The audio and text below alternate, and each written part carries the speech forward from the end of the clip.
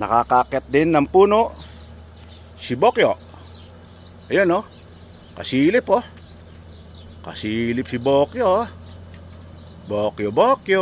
Oh, kita nyo yan ha. Ganyan kagaling tong alaga akong doggy. Kita nyo? Relax na relax siya oh. Kita nyo yung aso ko ha. My best friend named Bokyo. Bokyo.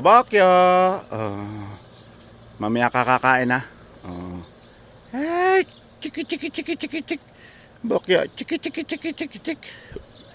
Bokyo, mamaya katanin ng tutuli mo. Kaya paglaro ka muna dyan.